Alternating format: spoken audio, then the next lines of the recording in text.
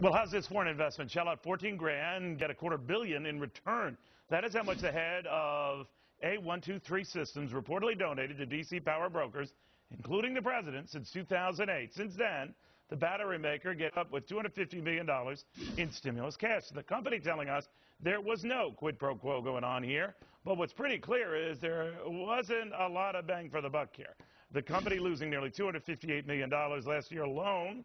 Gretchen Hamel says all of this sounds fishy to her. Gretchen, what do you make of this? Well, where there's smoke, there's fire, and this isn't the first time that we've seen those who have given campaign cash to candidates receive political favors and, made some backroom deals. All right, now they argue that's not the case here. The administration is much the same, but you just find all this odd.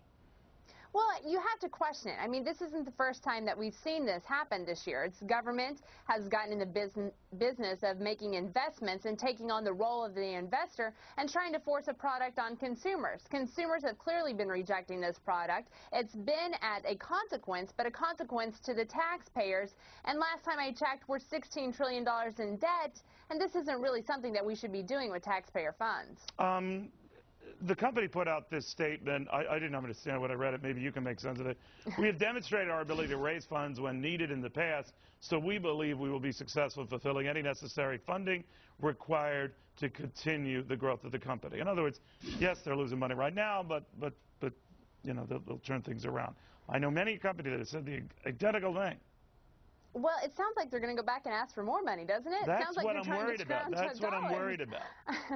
So, I mean, Stimulus 2.0 is something that has been tossed back and forth, and, I don't see that happening this year, but could it happen in the future? Yes. And is there always room for, lawmakers to get behind a deal to try to force green energy upon consumers and actually make even more investments with taxpayer dollars? Absolutely. And who knows what could actually happen in 2013.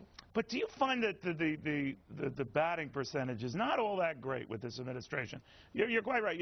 Other administrations who have their causes and their companies and their industries, but it seems like the batting percentage under this one is pretty bad.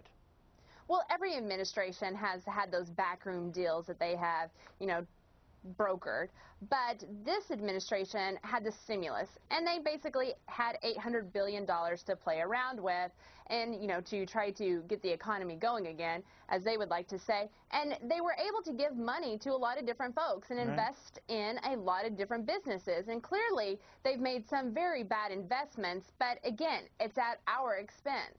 All right, Gretchen, good stuff all. Thank you very much. Thank you.